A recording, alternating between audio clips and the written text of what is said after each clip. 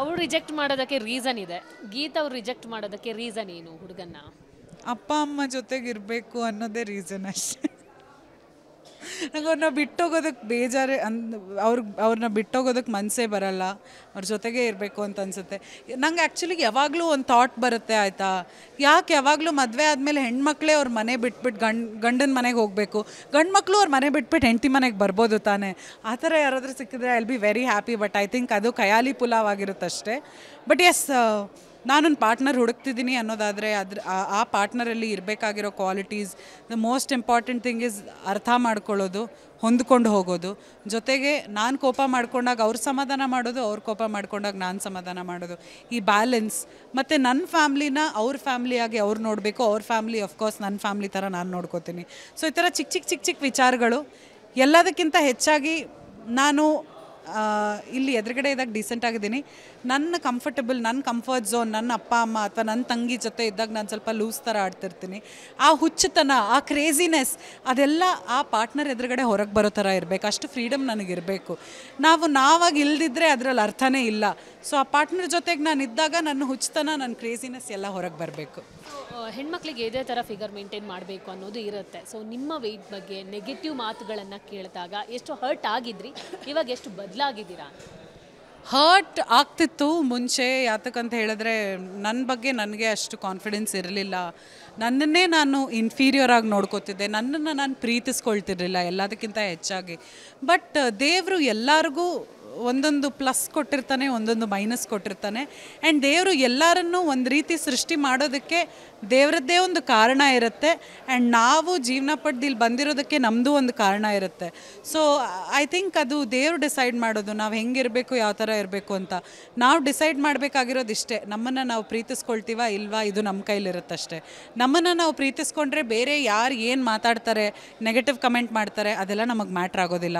So ನಮ್ಮನ್ನು ನಾವು ಮುಂದಿನ ಸ್ಥಾನದಲ್ಲಿಟ್ಟು, ನಮ್ಮನ್ನು ನಾವು ಕೇರ್ ತೊಗೊಂಡು, ನಮ್ಮನ್ನು ನಾವು ಪ್ರೀತಿಸ್ಕೊಂಡ್ರೆ ಐ ಥಿಂಕ್ ಈ ನೆಗೆಟಿವ್ ಮಾತುಗಳು ಆಡೋರೆಲ್ಲ ಯಾರಿದ್ದಾರೆ ಅವ್ರ ಬಗ್ಗೆ ನಾವು ತಲೆ ಕೆಡಿಸ್ಕೊಳ್ಳೋ ಅಗತ್ಯ ಇಲ್ಲ. ಯಾಕಂದರೆ ಇವಾಗ ಜನ ಕುಳ್ಳಗಿದ್ರೂ ಮಾತಾಡ್ತಾರೆ, ಉದ್ದಕ್ಕಿದ್ರೂ ಮಾತಾಡ್ತಾರೆ, ದಪ್ಪಗಿದ್ರೂ ಮಾತಾಡ್ತಾರೆ, ಸಣ್ಣಗಿದ್ರೂ ಮಾತಾಡ್ತಾರೆ, ಏನಾದರೂ ಮಾಡಿದ್ರೂ ಮಾತಾಡ್ತಾರೆ, ಏನು ಮಾಡಿಲ್ಲ ಅಂದರೂ ಮಾತಾಡ್ತಾರೆ. ಸೊ ಅವ್ರ ಕೆಲಸನೇ ಚಪ್ಪಟ್ ಮಾಡ್ತಿರೋದಾಗಿದ್ದರಿಂದ ನಾವು ಅದ್ರ ಬಗ್ಗೆ ತಲೆ ಕೆಡಿಸ್ಕೊಳ್ಳೋ ಅಗತ್ಯ ಇಲ್ಲ ಅಂತ ನನಗನ್ಸುತ್ತೆ. ಸೊ ವರ್ಕೌಟ್ ಮಾಡ್ತಾ ಇರುವ ವಿಡಿಯೋಗಳು ಶೇರ್ ಆಗಿತ್ತು, ಸಿಕ್ಕಾಪಟ್ಟೆ ಸಣ್ಣ ಕೂಡ ಆಗಿದ್ರಿ. ಸೊ ನೀವು ಯಾವ ಥರ ನಿಮ್ಮ ಫಿಸಿಕ್ಸನ್ನು ಇವಾಗ ಮೈಂಟೈನ್ ಮಾಡ್ತಿದ್ದೀರಾ? ಗ್ಯಾಪ್ ಏನಾದ್ರು ತಗೊಂಡ್ರಾ, ಹೇಗೆ?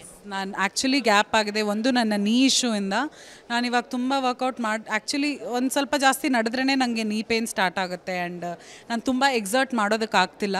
ಆ್ಯಂಡ್ ಒಂದು ನನಗೆ ಭಯ ಇರೋದೇನು ಅಂತಂದರೆ, ತುಂಬ ನಾನು ಓವರ್ ಇದು ಮಾಡೋಕ್ಕೆ ಹೋಗಿ ಪರ್ಮನೆಂಟ್ ಡ್ಯಾಮೇಜ್ ಏನಾದರೂ ಆಗಿಬಿಟ್ರೆ ಅದಕ್ಕೆ ಯಾರೂ ರೆಸ್ಪಾನ್ಸಿಬಿಲಿಟಿ ತೊಗೊಳ್ಳೋ ಅಂಥವ್ರು ಇರೋದಿಲ್ಲ. And I will have to deal with it all my life. ಇದೊಂದು ರೀಸನ್ ಆದರೆ, ಇನ್ನೊಂದು ಕಡೆ ನನ್ನ ಫ್ಯಾಮ್ಲಿ ರೀಸನ್ಸ್ ಆಗಿರಲಿ, ನನ್ನ ತಾಯಿ ಹುಷಾರಿಲ್ಲದೆ ಆಲ್ಮೋಸ್ಟ್ ಒಂದು 6 ತಿಂಗಳಾಗಿತ್ತು. 6 ತಿಂಗಳಿಂದ she is not keeping well.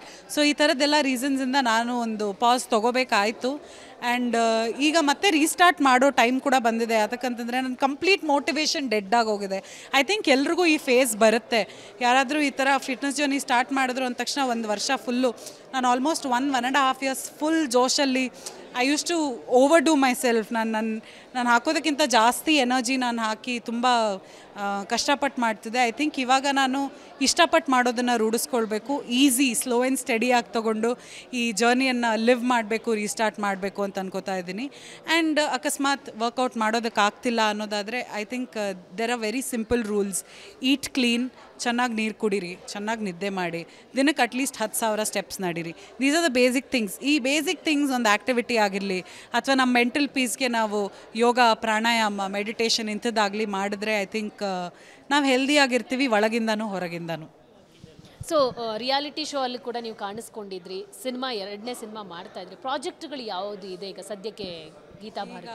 ಸದ್ಯಕ್ಕೆ ನಾನು ಉದಯದಲ್ಲಿ ಒಂದು ಸೀರಿಯಲ್ ಮಾಡ್ತಾ ಇದ್ದೀನಿ. ನಾನು ಹೇಳಿದ್ನಲ್ಲ ನಿಮಗೆ, ನನ್ನ ತಾಯಿ ಹುಷಾರಿಲ್ಲದೆ ಇರೋ ಕಾರಣದಿಂದ ನನಗೆ ಬಂದಿರೋ ಕೆಲವೊಂದಿಷ್ಟು ಸಿನಿಮಾ ಸೀರಿಯಲ್ಗಳನ್ನೂ ನಾನು ಇಲ್ಲ ಅನ್ಬೇಕಾಯ್ತು. ಬಿಕಾಸ್ ನನ್ನ ಪರಿಸ್ಥಿತಿ ಆಗಿತ್ತು ಆ ಟೈಮಲ್ಲಿ.